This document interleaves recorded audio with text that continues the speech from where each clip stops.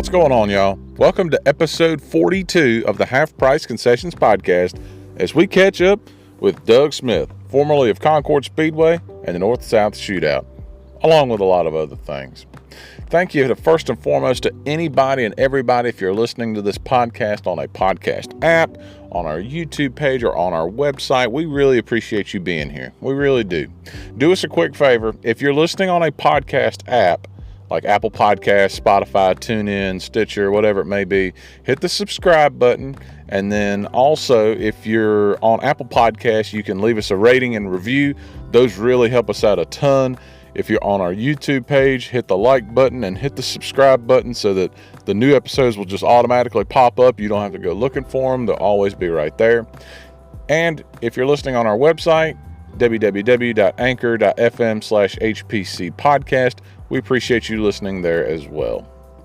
Doug Smith's history in short track racing here in this area is a pretty interesting one. It was a long-time voice at the Concord Speedway, one of the facilities I consider probably just one of the most unique racing facilities in all the country in its time. The Tricky Triangle was definitely something cool. Doug was also a longtime voice of the North-South Shootout, along with a ton of other endeavors in short track racing that he's been involved in. And this conversation was a lot of fun because now Doug is kind of taking a step back. He's not announcing races. He goes once in a while as a fan, but he's kind of taking the step back just to enjoy the retired life. But I'm so glad he made some time to sit down and talk to us. This was one of my favorite conversations I've had on this podcast, and I hope that you guys enjoy it as well. So let's go ahead and get to it. Episode 42 of the Half Price Concessions podcast with Doug Smith is coming up on the other side of this break. When you're eating breakfast, you don't think twice about hitting an electric line in your cereal. If you're looking through your dresser, does damaging a fiber optic line cross your mind? Of course not, because those utilities are buried underground. So don't think twice about calling 811 before digging. 811 is a free service, takes as little as 5 minutes, protects you and your neighborhood, and it's the law. So call or click 811 today. This safety message brought to you by North Carolina 811. This episode of the Half Price Concessions podcast is brought to you with support from Performance Center Racing Warehouse. In addition to being the home of the PRW chassis, Performance Center offers in-house setups and consulting, plus suspension and chassis pull-down analysis, along with their fabrication shop that can reclip your race car with the fastest turnaround in the industry. Give Roger Johnson and the Performance Center team the chance to earn your racing business by calling them today at 704-838-1400 or visit them online at performancecenter.com. That's PERFORMANCENTER.com.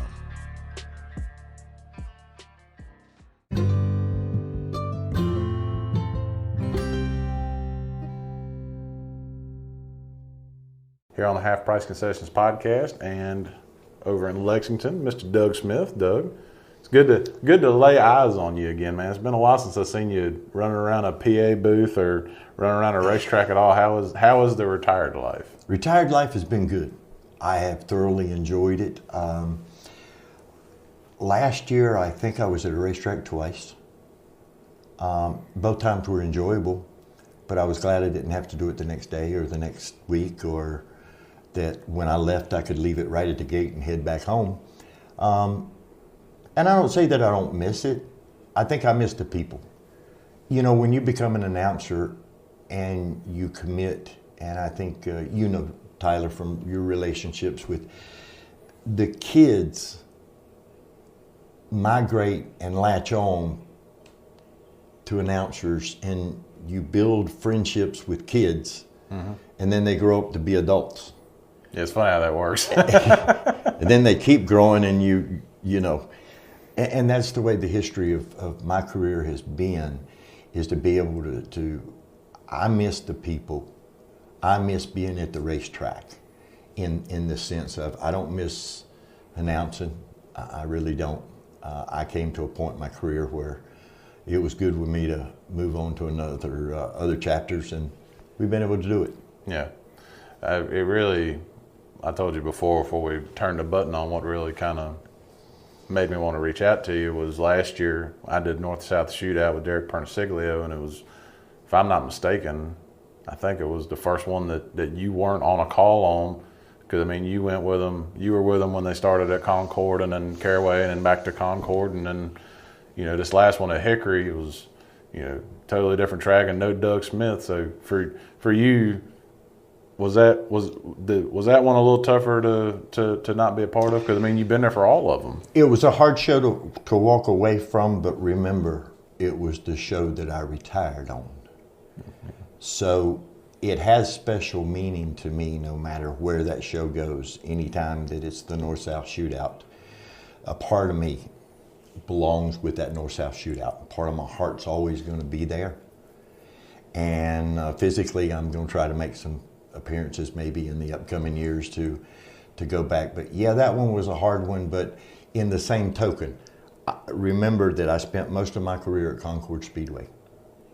And to be able to start my career and end my career at the same track, and it be a big event. I started on the Big Ten Series, which was a big event for the Henry Furr family, and I ended it with the Hackett family at the North-South Shootout. And as it turns out, Derek and I got to do the last race ever at the Speedway, which is only fitting because Derek had worked with me at Concord off and on for probably 10 years. Yeah. So he is a super individual that was a great sidekick of mine to have with me. And man, look what he's done. Look at the talent that's come out in him. I like to say I had a little bit to do with it, but I don't think I rubbed did. Off a little bit. I don't think I did. I think he did that one on his own. How do you feel when you look at the pictures and stuff that get put online now of the place of Concord I'm speaking of now? It's it got bought out by Copart and they've already started lauding cars in the infield, and it's I'm not even someone that really, I don't think I went to more than 3 races there, and it made me sad. You got way more time in. What are your feelings when you see that? Sadness. I mean, it does hurt. I understand business. I wasn't born last night, so if you're going to stay around the racetrack business long enough, you're going to understand it all comes down to profit loss, and you've got to be able to make money, or you just can't afford to go out and unless you're sitting on tons of money, you don't mind just throwing it away. I don't know many people like that, so the hard-working people that had the racetrack, it came to a point to where it was very difficult to turn a profit.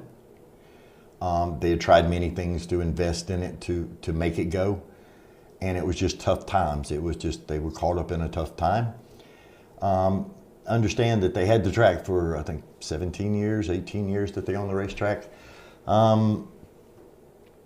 When you encompass that and realize what they had put into that, they didn't walk away with nothing. It may have come time that it cycled through that maybe Concord needed to be something else. Yeah. So as much as it hurts, I did get to be a part of the beginning and the end. So I can probably take it a little bit more in stride than some other people can, but I lived it. Yeah. I remember I lived it.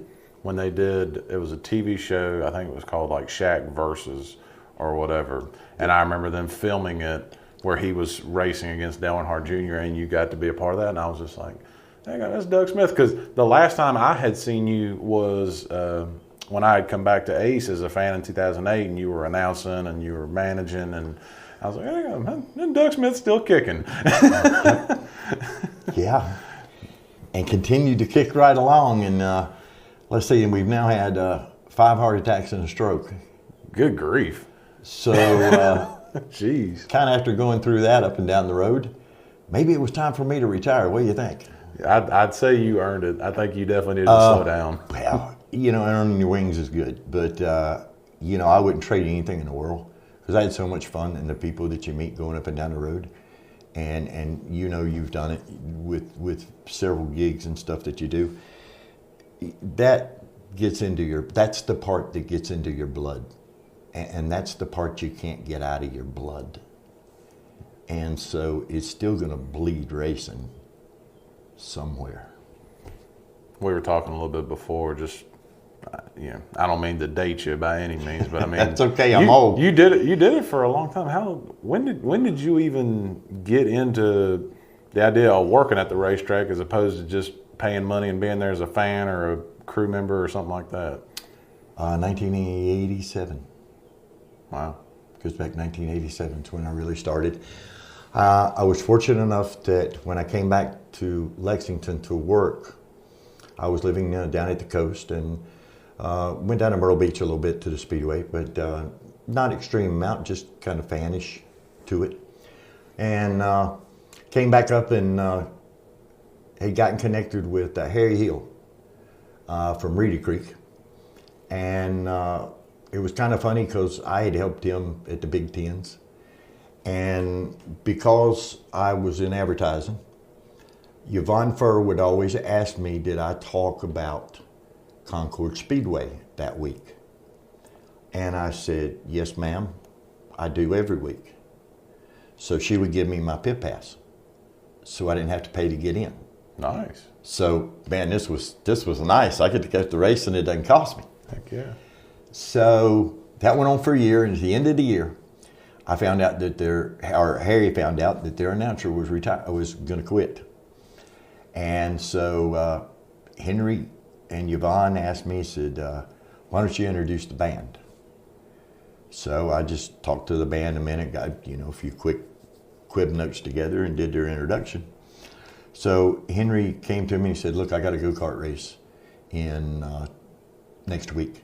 He said, I don't have an announcer for it. Said, it would be able to help me if I could hear your voice. So being that I had worked in dirt tracks with 311 Motor Speedway and a few go-kart tracks I had done, I always knew, as you know, in a dirt series, you have to work 2 groups ahead so that you've always got your time. You want to be able to move it right through and keep everything rolling. So that went on for about 30 minutes where I'm setting it up, and coming through just like you would do. And Henry Furr came up and he said, I pay this on Thursday, I pay this on Friday, and I pay this on Saturday. Never once did he say, did I want the job, if I was interested in the job, or anything. No interview, nothing. No interview, no nothing. This was it. This is what I pay. And I said, well, I guess I got a job. Yeah. And 21 years later, I was still at the racetrack. Wow. I love hearing those kind of stories, how people end up, because no 2 people end up there twice. How long did it take you to kind of get over your shyness on a microphone, or was it just pretty natural to you? For me, everything came really natural. And it kind of goes back to when I was a sophomore in high school. Okay. And at that time, I was going to Central Cabarrus High School down in Concord. Of course, my history was my father was a Methodist minister, so we got to move around a lot. And so the varsity would always film their game in the basketball. So several of us JVs, we had played before, we would go up, grab the microphone, and we would do commentary. Wow. So I kind of go back that's where it started for me. And little did I know I would get out of school and everything and end up in broadcasting, but it did happen that way. Basically, the day I graduated from high school, I had a job at WSAT in Salisbury. Wow.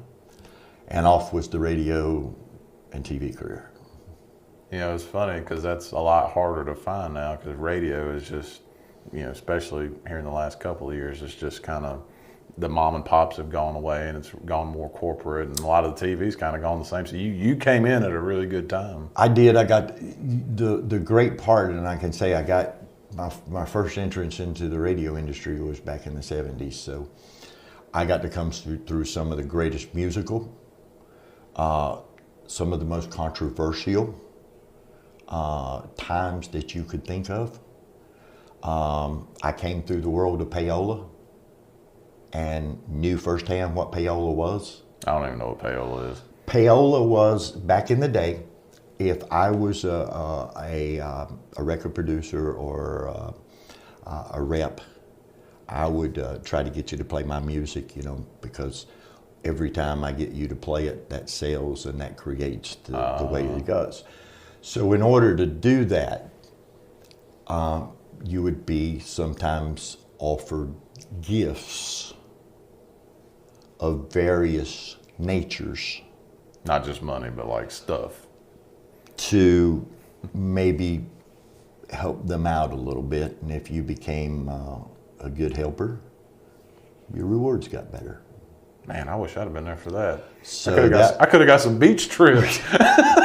Why did I miss out on the this? problem is it was kind of nervous because they've got federal investigators going after you, and you just don't want to, it's like, do I want to go to jail, or yeah, is this enough to keep it? No, so. You gotta be careful. You kind of kept it careful, and most of us did. And but I got to live through it and see it.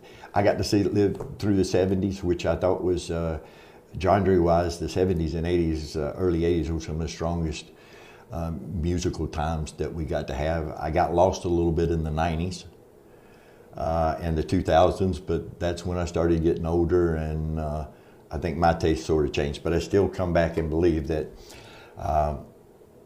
If you can take Stairway to Heaven and a few of those nice songs that are still as popular today as they were the day they came out, that's quite a tribute to the era that you came through. Yeah.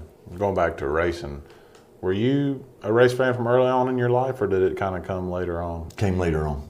Okay. Not from like age of 2 like No. me and some of the others? Absolutely not. It was a situation of radio. Yeah. And somebody said, radio people are pretty good at this. So let's go give it a try. Hey. And, it kind of stuck. I'll never forget being at Concord the first time. I was so scared because I was petrified. And I think about it today and I laugh really hard about it. But I was so petrified. I wanted to, because it was Concord Motor Speedway. And it was painted on the back wall, right at the dog leg. Yeah. Concord Motor Speedway. I focused the whole night on that wall back there. And I probably missed some of the racing. But I wanted to make sure that I called it the right place. What was the alternative? Oh, I'm sure I could have come out with Charlotte Motor Speedway. I could have come out with a whole lot of stuff that could have upset the apple cart. Yeah. So... But yeah, I focused on it. And it's the same thing when I went to Charlotte and did the Legends races. The backstretch didn't light up all the way, but it still had Charlotte Motor Speedway. So the first time I focused right back there to try to always make sure I got the name right, because then when when you start working various tracks, yeah, you can't mix them up. You invariably at some point you're going to catch yourself where you either just about did or you did do it. Yeah. And in my case, I have done it. Yeah. Who were some of those guys at Concord that you were seeing in their prime or racing and stuff by the time you got up there and got in the booth? 'Cause I always liked as a kid, I was so Ace Speedway only until I got old enough to have a driver's license and actually go to other tracks. So tell me how some of those names that you were seeing race. Rich Bickle, Jack Sprague, 2 former truck champions. I was about to say Sprague he was a good one. Multi-time. All I remember is Jack was chasing the national championship against David Rogers, who just recently passed away, and they were competing, and they were down at Volusia Speedway, and they had 2 rainouts. So Concord finished up a week ahead. So Jack took him and Freddie Query, which is another name I would come to as one of the top and great friend. Jack couldn't outrun him in the first race. Yeah. So he put Freddie in the car because all he needed to do is somebody needed to beat him one time. But that was the year that David won 22 out of 22 races. Jack won 21 out of 22. But they always call Jack One Track Jack because all he could win is at Concord. Oh, but he proved that differently once he got in the truck series. But when he was coming up through the ranks of the late models with the super late models and stuff that we ran with Big Ten series, it was always One Track Jack. He couldn't win anywhere else. Yeah. I've heard a lot about that Big Ten series. What exactly was that? Was that just extra money, or what was the it? Big Ten series was a 12-race season that Henry Furr did, and it ran from the middle of March until Thanksgiving. Now, was it just late models, or was it multiple classes? Multiple classes would run on that weekend. Okay. He would run normally his regular show, which would be usually five divisions that ran, but he always paid extra money. It wasn't track points. This was a separate ordeal. So maybe if you wasn't having a good day in the track points, maybe in the Big Ten, you could put a few races together, and have a good time, good series. So that's kind of the way that was. And then he would always, twice a year, he would throw out 5,000 or 10,000 to win. That makes a difference. Which would attract. And you've got to think, now this is like 1991, 1992. I mean, 5,000 is a whole lot. It's also the height of late model racing. Yeah, and if you're racing 5,000, 10,000 there, it would be like racing for 20,000, 25,000 now. Yeah. So it was as big a money. Joe Furzan, who NASCAR legend. Joe competed around and just took rides where he could get, but competed for years and years and years. But to see Larry Pollard from up around Asheville and LP Gears, Larry Pollard come down and race with us. These were guys that worked hard every day. It was the good old redneck racer. And that was a guy that worked hard all day, busted his knuckles, went and worked on a race car at night, and then brought it out of his garage, usually in an open trailer. You didn't have big haulers. Yeah. Not like it is today where they're double stacked. Nothing at all, no stacks, no nothing like that. And he rolled into the racetrack. And he unloaded it and that, went racing, bought his tires, and he's ready to go. As you know, it's a little bit different than that today. I mean, I remember as a kid going to Ace and thinking an enclosed hauler was fancy. Yeah. Because most everybody there, you had the open open trailer, you had the tire rack. The guy might have 4 or 6 tires. That's all. That's it. And 2 lawn chairs to sit in while he's waiting on the modified race. And that's exactly right. Yeah. That is so true. And it just, that Big Ten series, we would have 50 late models, super late models to show up. Wow. And we would start 32, so we were sending 18 home. That's frequently. Huge. And it became a very elite series. And people from all the Southeast United States would come to Concord for the Big Ten series. I mean, it was that known. It was that. So, to have the power and open your microphone for that. Yeah. I mean, dude, I didn't know it, but I was living the dream. Didn't know it. How many notes did you have to have? You had to have had some crazy amounts of notes. Or did you kind of, what was like your announcer style as far as like the research goes? 'Cause I see guys that do the index cards. Some guys have sheets. It looks like they're carrying a Bible around with them. I see some guys that don't carry any notes. They just go off the dome. What was kind of your style? I always tried to prepare ahead of time. If you do your work ahead of time, you don't always, in my eyes, I didn't need the notes all the time. What I needed was some reference of how many victories he may have had at the racetrack or whatever, and be able to get that information in a short period of time. And that was usually by books that we would get that have the historical, so that you could, kind of come through, so it would help your commentary. And so I always tried to read ahead, talk to my people ahead, know the backstories that I needed to know all ahead, commit them all to memory. And then whenever the opportunity came to use it or to ask somebody about their family or whatever, I knew their names, and it built kind of a closeness. And then I found out that the closer you got, the more they told you. Yeah. And, then you had the whole story. And, I don't know how you feel about it, but I've always felt that announcing races is like a soap opera. Yeah. Okay? Here's the deal. You start out with a storyline. Okay? We agree. We're going to start with a storyline. Yeah, you got the characters here. We got the characters here. We don't know where it's going. It's just our mouthpiece to tie it together so that when we get done with the checkered flag, we have told the story. Oh yeah.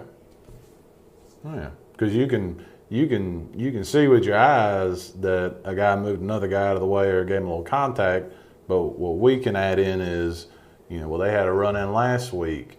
They've had a few problems before then. They got in an argument just parking the haulers because somebody got their feelings hurt how close they parked the haulers. So you can add that in, that adds to the visual. I see that. Or how about the rivalry whenever you got two guys getting ready to sign in and they get in a fight? Well, I'm sure you never saw anything like that. Oh. Never.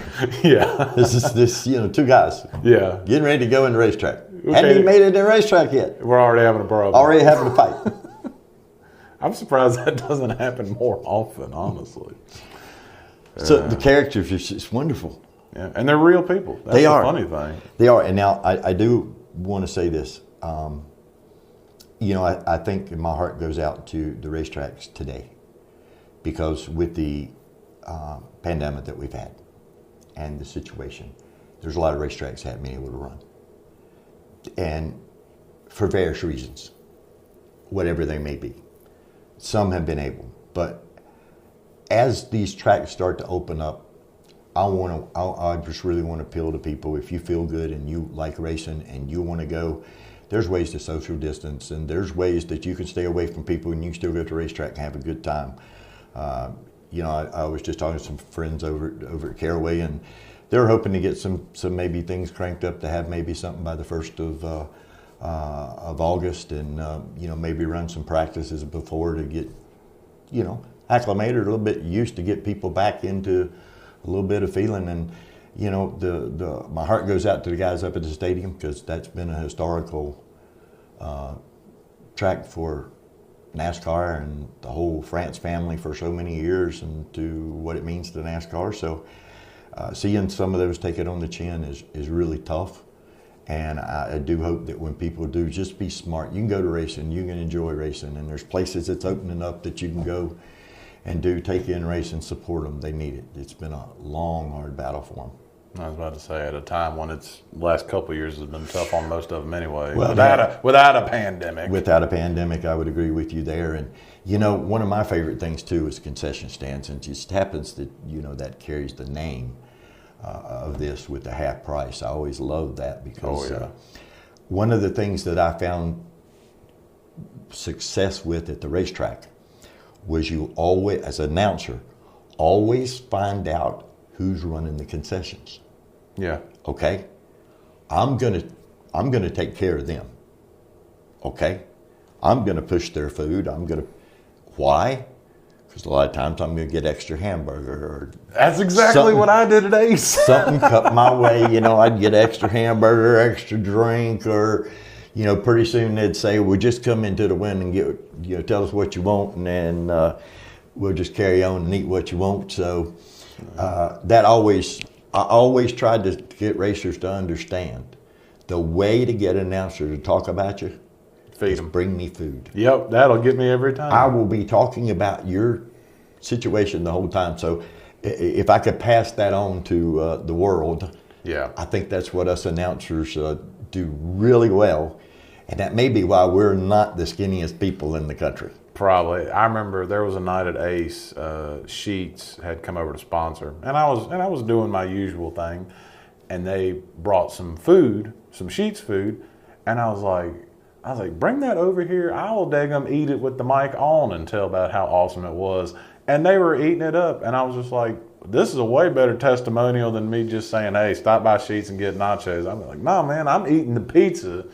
Or like, at Ace on a normal night, I'd be like, they got bologna burgers, hamburgers, hot dogs, but you got to go get one of these, blankety blanks or whatever. Well, I've got to have the bologna burger.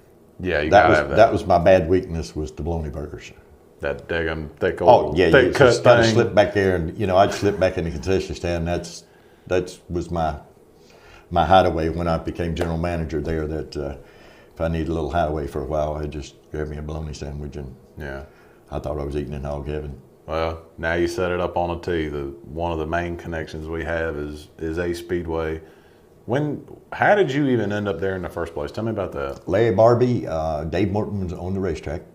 They'd hired Larry Barbie and his wife to come run the racetrack.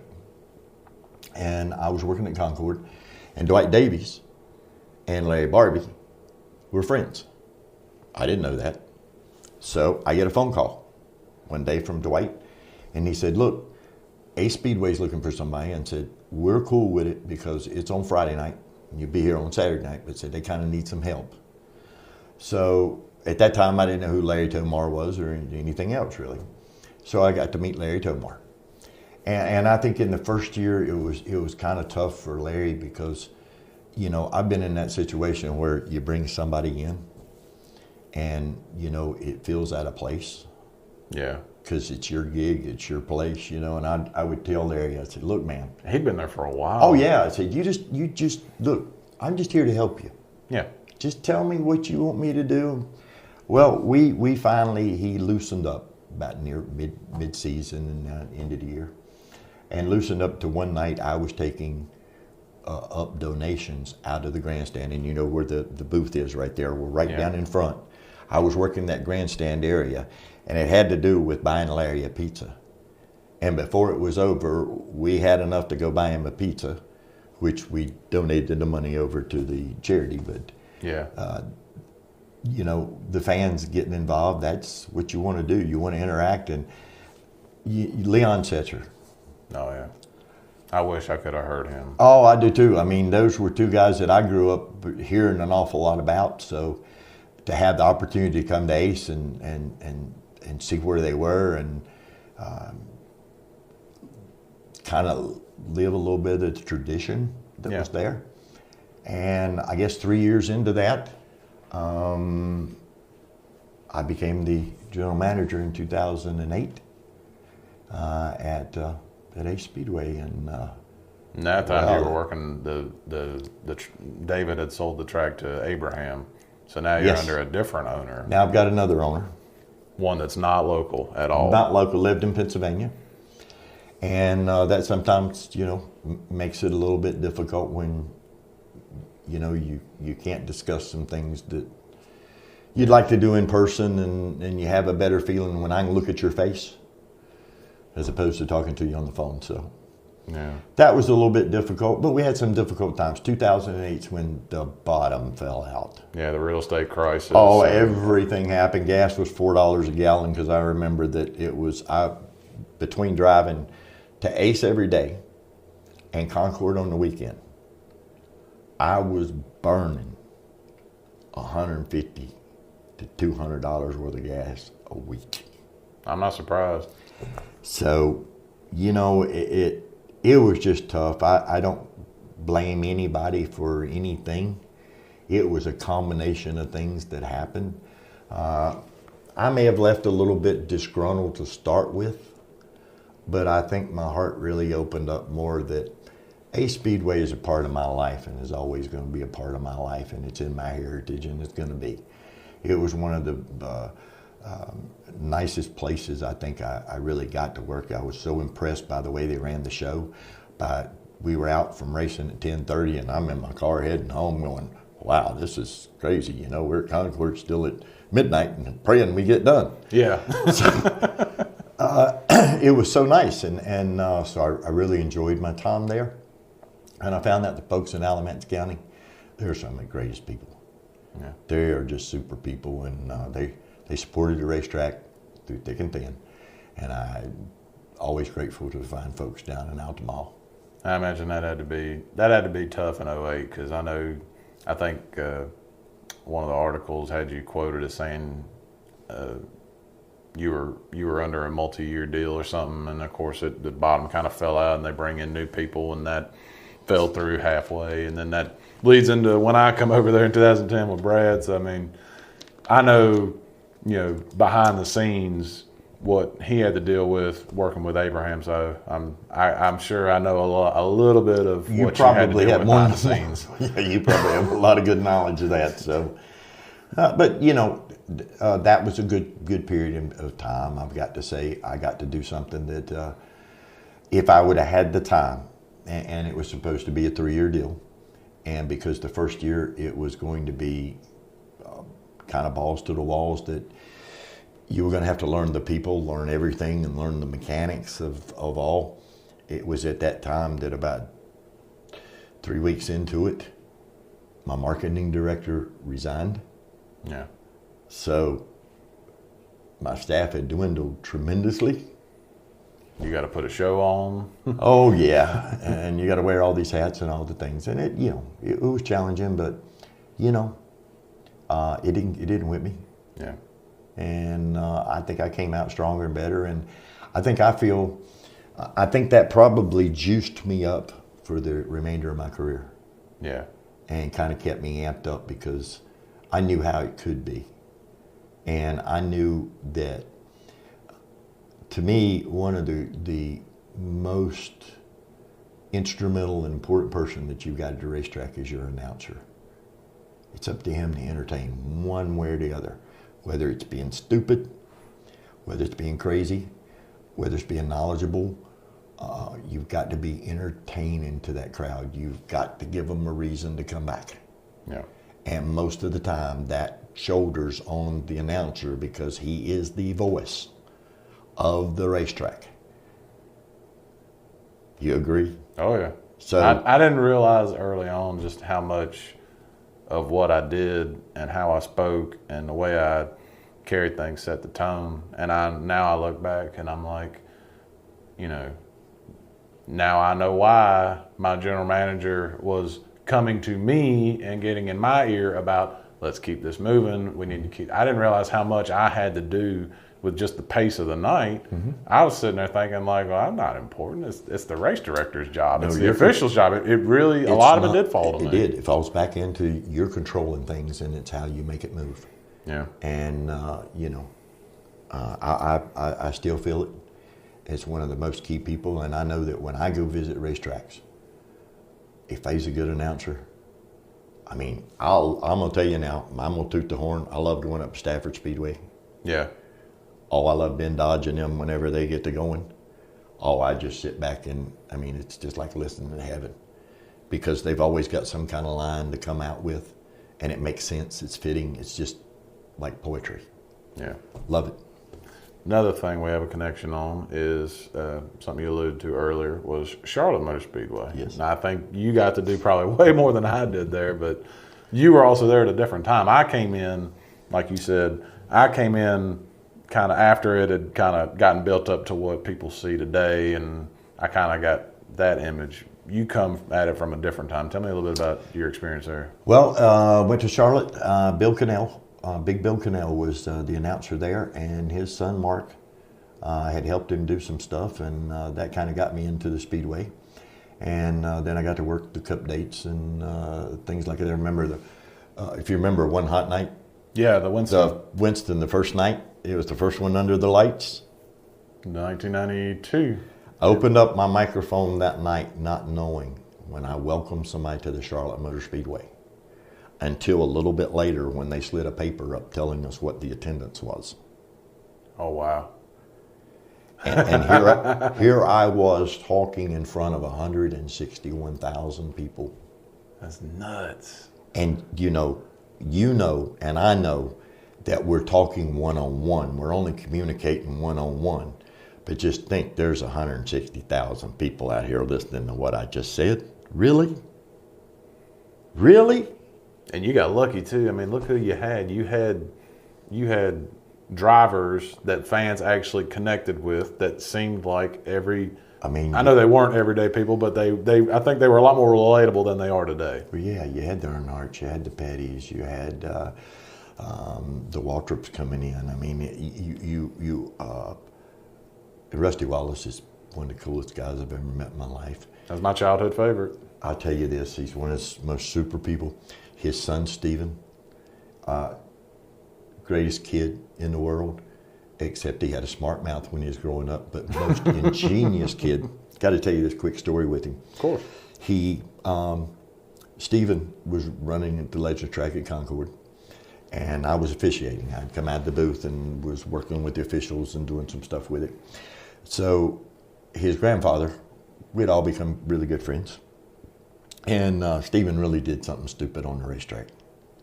And I mean, stupid enough I was going to have a little talk with him. Yeah. Well, Grandpa wasn't around. So I kind of grabbed him up by his shirt collar, and I just kind of lifted him up just a little bit. And Grandpa turned the corner and said, "When you're done with him, I'd like to have a little piece of him myself." Oh, wow. So I took him. Well, that next week, he wanted to get his cart fixed. He was driving a Bandolera. So he goes to the speed shop, orders a set of scales that at that time was $1,500, gave him his daddy's business card and said, "Send the bill to him."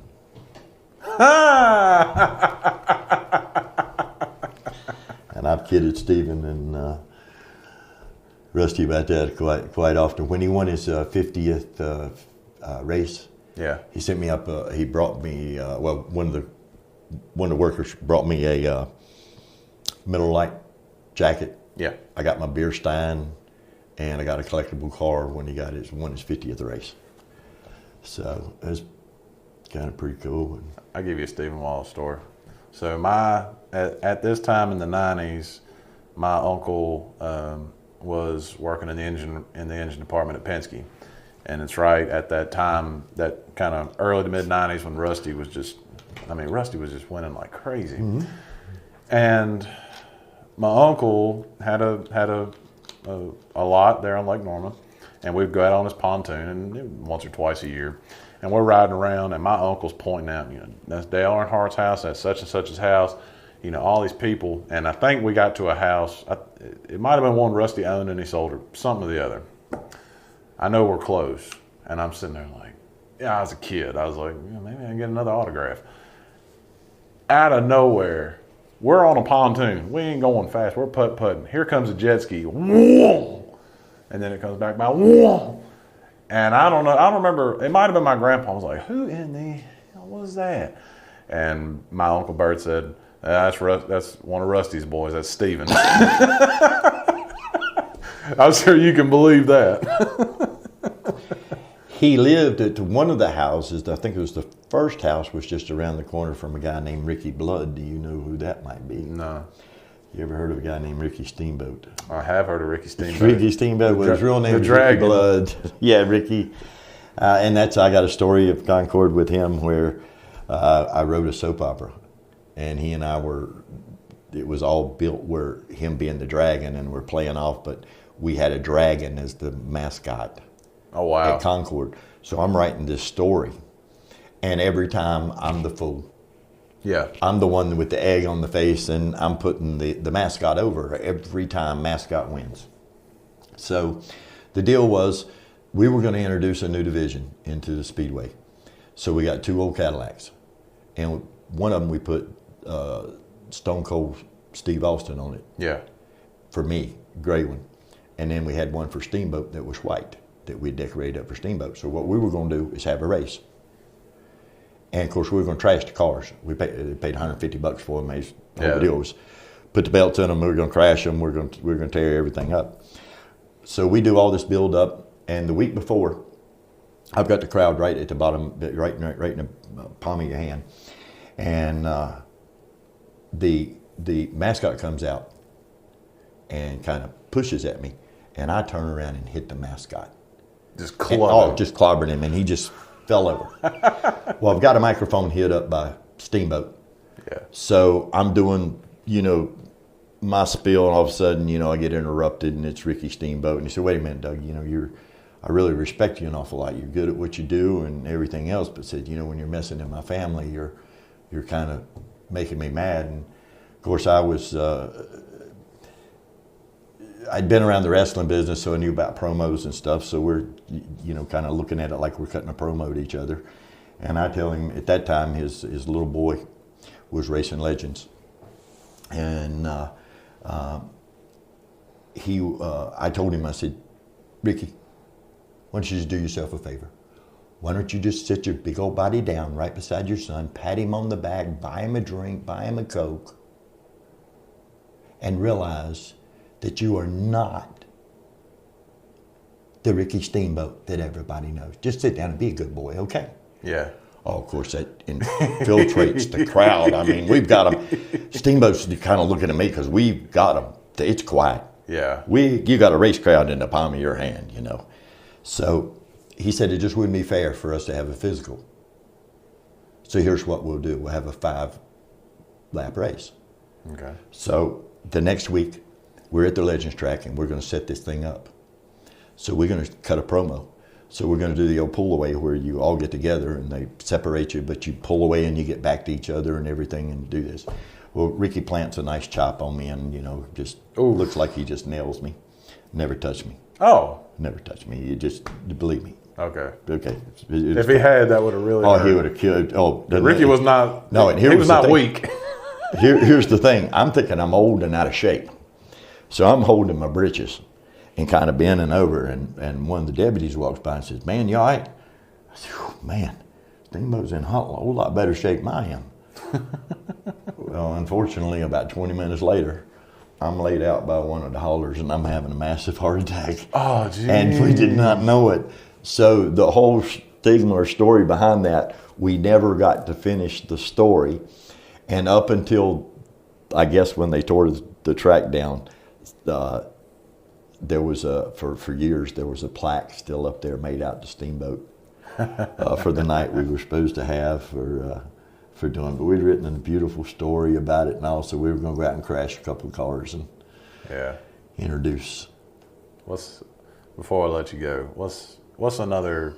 I know you probably got 10 bajillion memories. Is there another one you could share that you kind of just like hang on to that was like, man, that was fun. Like that kind of reminds me why I did all this traveling and you know, one of those moments like that just paid off for you, like just in announcing that you just look back and you still enjoy when you think about it.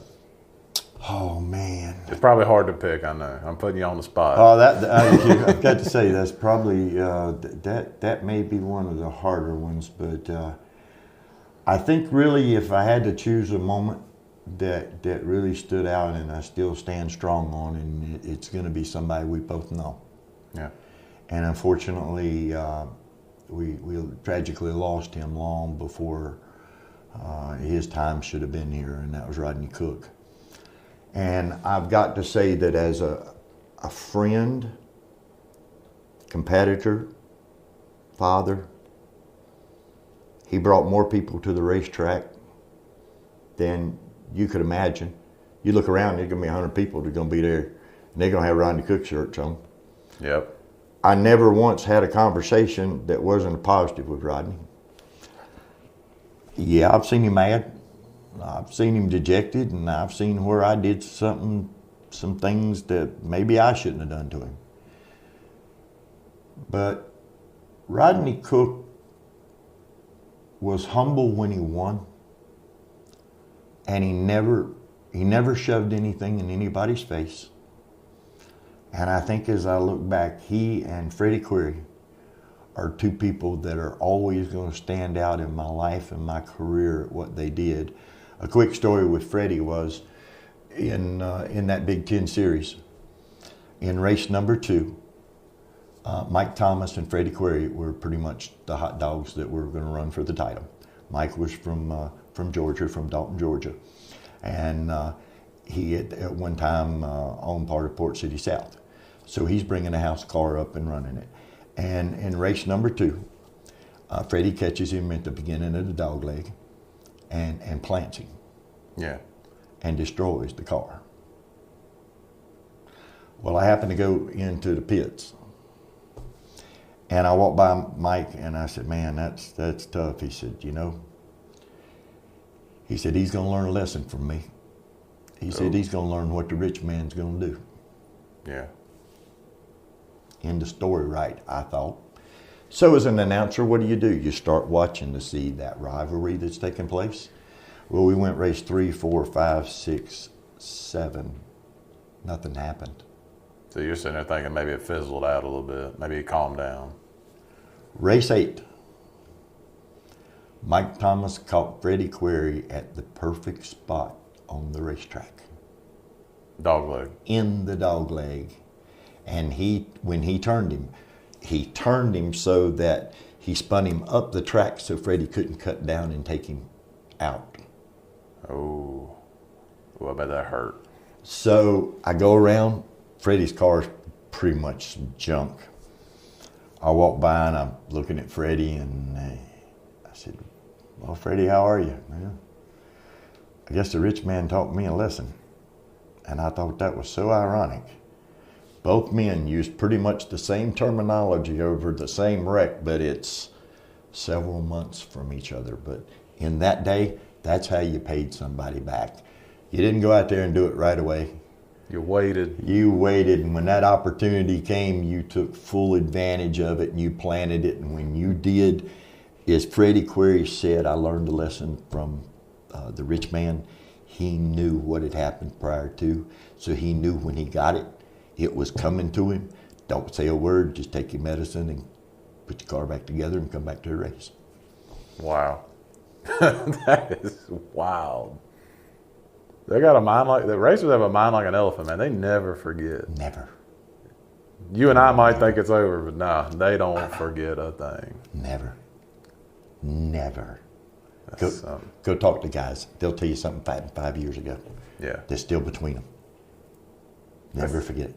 That's kind of like, I'm trying to remember, there was one, I think it just happened recently. Oh yeah, it was Josh Berry and Bobby McCarty on the Cars Tour at Ace, and they got into it, and Josh took him out, and they sent him home from the track, and they said, does that even it up? He said, no, I still owe him for the other one. So it's funny how that works. It always does. Yeah. Well, Doug, I appreciate your time. And Tyler, it's always a pleasure, man. And you know, thank you for helping juice up my life a little bit more and letting people know that some of us old legends are still out there. And yeah. I won't say the legend part for me, but some of us old farts are still out here doing the old fogies are having still a good time and going to our favorite racetracks. And I encourage everybody, when this is all over, get out to your favorite racetrack, get you somebody that you can pull for. I grew up in a day where a guy could build a fan base. You stayed at a racetrack, a Dennis Seltzer or Mike Skinner staying at Caraway or Setzer at Hickory, Freddie Query at Concord. They stayed at a racetrack, and you kind of learned year to year from that racetrack. Now we move them up so fast, it's kind of hard to keep up with. But find you one out, pick it out, make them famous. Thank you for listening to yet another edition of the Half Price Concessions Podcast. Be sure to subscribe to our podcast on Apple Podcast, Spotify, Stitcher, TuneIn, Overcast, Himalaya, Castro, whatever podcast app you're using. Please hit the subscribe button. If there's a section to leave us a rating and review, please leave us a good one. It would really help us out a ton. Also, if you're listening on our YouTube page, hit the subscribe button there. That way, you'll get notified every time we put out new episodes. Also, you can email the show. The email address is halfpriceconcessionspodcast@gmail.com. You can email us questions, concerns, ideas for future episodes, anything and everything. We'll definitely respond to it, and we just appreciate you listening. Also, if you have friends or family who want to listen but don't want to go to YouTube and don't have a podcast app, you can listen to every episode on our website. That's www.anchor.fm/HPC podcast. Thank you for listening. My name is Tyler Williams, and I hope that you have a great day.